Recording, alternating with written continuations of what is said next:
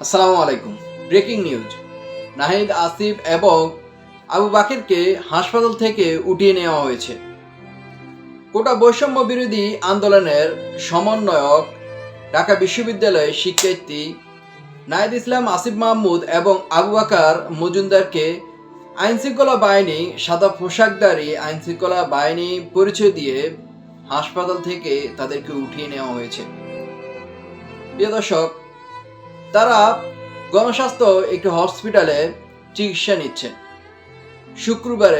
গত শুক্রবারে তাদেরকে বিকাল 4টায় আইন শৃঙ্খলা বাহিনী পোশাক সাদা পোশাকধারী এক বাহিনী তাদেরকে উঠিয়ে নিয়ে গিয়েছে। এই অভিযোগ করেছে তাদের আত্মীয় স্বজনেরা। এর আগেও কিন্তু গত শনিবারে নাহিদুল ইসলামকে এই সাদা পোশাকধারী এক দল তাকে অপহরণ করে নিয়ে যায়। তারপর রবিবারে তাকে পাওয়া যায়, কিন্তু শরীরে বিভিন্ন জায়গায় ক্ষতবিক্ষত অবস্থায় দেখা যায়। সেই সাংবাদিকদের বলেছে তার হাত পা সবকিছু বেঁধে, চোখ বেঁধে, হাতের মধ্যে হ্যান্ডকাপ লাগিয়ে তার উপরে নির্মমভাবে অত্যাচার চালিয়েছেন। আগেও কিন্তু আসিফ মাহমুদকেও অপহরণ করেছে। টানা 5 দিন পরে তাকেও পাওয়া গিয়েছে। এবার গণস্বাস্থ্য হসপিটাল থেকে তারা 3 জনে সেখানে চিকিৎসা নিচ্ছেন। এর আগে তাদের হসপিটালে তাদের সাথে কারোর সাথে যোগাযোগ করতে দেয়নি। কিছু গোয়েন্দা পুলিশ সাদা পোশাকধারী হাসপাতালের বাইরে এবং কেবিনের সামনে পাহারা দিচ্ছিলেন। তারা নিজেকে নিয়ে সংকীর্ণ ছিল, এই ধরনের স্ট্যাটাসও দিয়েছে।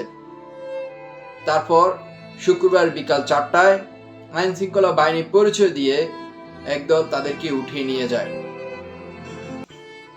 কোটা বৈষম্য বিরোধী আন্দোলনের প্রধান যে নেতৃত্ব দিয়েছেন নাহিদ ইসলাম, আসিফ মাহমুদ এবং আবু বাকার, 3 জনের এখন খোঁজ পাওয়া যাচ্ছে না।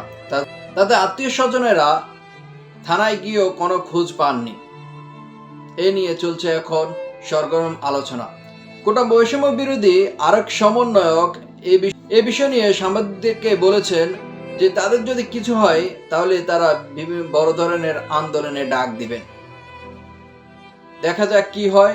কোটা বৈষম্য বিরোধী আন্দোলনের প্রথম ছিল ছাত্র আন্দোলন, এখন সরকার বিরোধী আন্দোলনের রূপ নিয়েছে।